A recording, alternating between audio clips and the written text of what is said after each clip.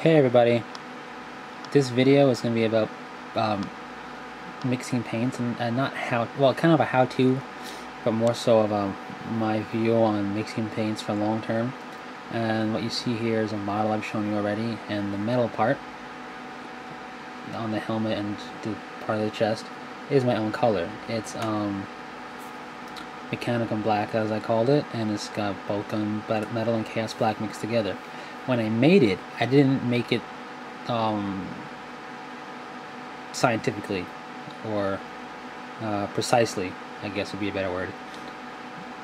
Meaning I don't know exactly the mixture. I don't know how much Chaos Black to how much Vulcan Metal. I can easily redo it in the future by just by eye again and making sure I keep a measurement of how much went into each. But it's kind of a drawback. You have to be careful.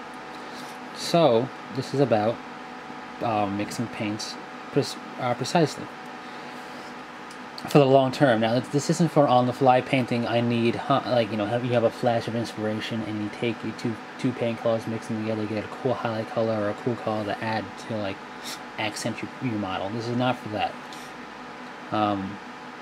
Palettes will always be useful for those that use them. This is more for mixing paints together for a long term. For okay, I'm making Deathwing. I want the base color. After you do your base coat of whatever color, and then over that, like your base highlight color. Like okay, I want this color. I'm gonna make it so I can just use it for my entire army. Kind of wish I did that from the get-go. Oh well. Or I'm playing Blood Angels and I want this highlight color because I'm doing a lot of Blood Angels, let's say, or I just want the highlight color so I don't have to worry about remaking it and potentially not making it correctly. I know some people don't use mixtures for highlights, but Games Workshop suggests it and people follow that and other people do, so there you go. Or I'm making my own Hive Fleet. I want a really cool looking carapace color. You have you do some research or whatever, or you try and error, you find a really cool color idea, and why potentially make it without the ability to recreate it quickly and accurately.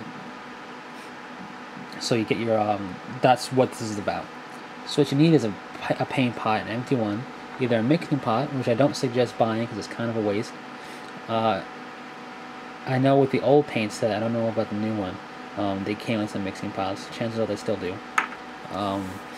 Just get an old, used up paint pot you have that's not damaged. By that I mean, for example, you see these parts on the sides, the two on the sides, they tend to snap on these paint pots and they make that not have much control.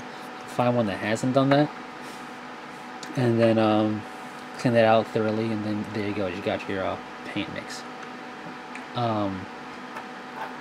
And there's two ways you can go about doing this. You can get like an eyedropper type thing, which this one I believe is for baby medicine, for babies, obviously. I don't know if it is for sure. I found it. Nobody's using it, so I stole it. Or took it, I should say. And this measures up a mil, so you can suck up a mil, spit it out, suck up a mil, spit it out.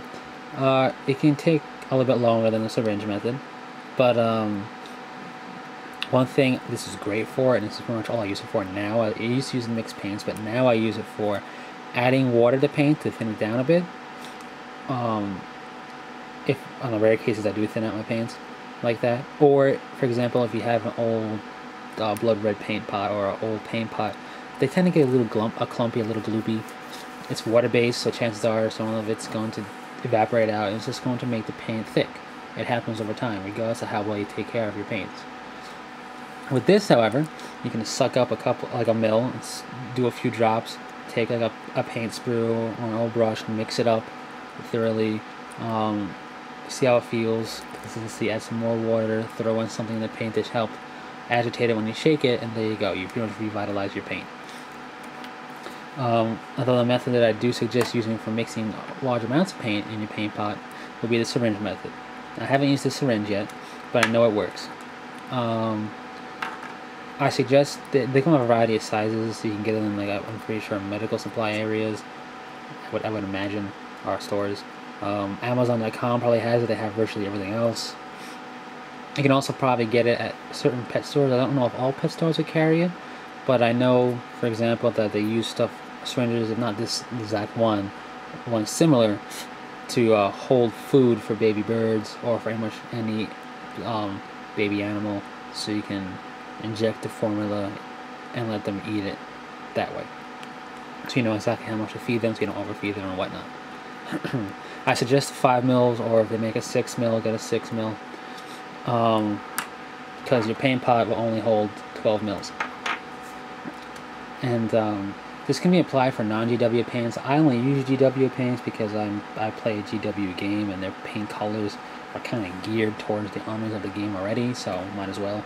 I know that other companies make colors similarly, but I like GW paints. I think they're a good paint, regardless of, you know, the complaints that I've heard and the problems you can have.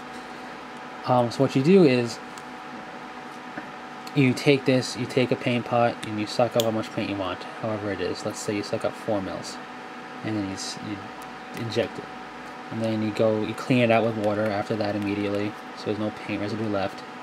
And then maybe you do this a few times to make sure you get all the water out if you're worried about watering down your paint.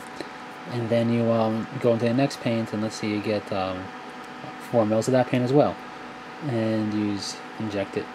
So now you have a 1-to-1 ratio right in your paint pot. You mix it up, and there you go. This is good for making highlight colors if you plan to highlight in bulk. Like, for example, I don't mean in bulk, but you're making an army, you want to highlight the entire army to a high standard. Yeah, mix it up in a paint pot. Ideally, I would love to have all the shade colors at my disposal, because honestly, I'm lazy, and the primary reason why I don't see much shading in certain colors, like my greens, is because I don't have the mixture on hand. And I know you don't need mixtures, I'm just making excuses, but that aside, it's good for making a high quality model that way, or a bunch of your models have a nice shade. You can do batch painting this way and have your shade color on hand instead of having to make it on the fly. What's really nice about this is once you have your color, be it your shade color, you shake it up, whatever, or your own personal unique color for your carapace of your Tyranid TIE fleet, or your Space Marine armor, or your whatever it may be, whatever color you made. You can then put masking tape or write right on here if you can see it. 4 mils bleach bone, 4 mils skull white, or whatever the color is. 6 mils 6 mils lich purple, 4 mils space wolves gray, or whatever.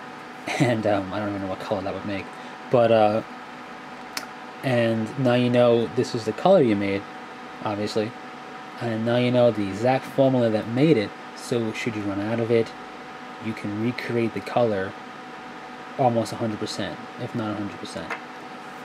So yeah, there you go. I know I'm not the first to think of this. I just figured I should spread the word. I'm sure some of you use this method already, but if you don't, I highly suggest it.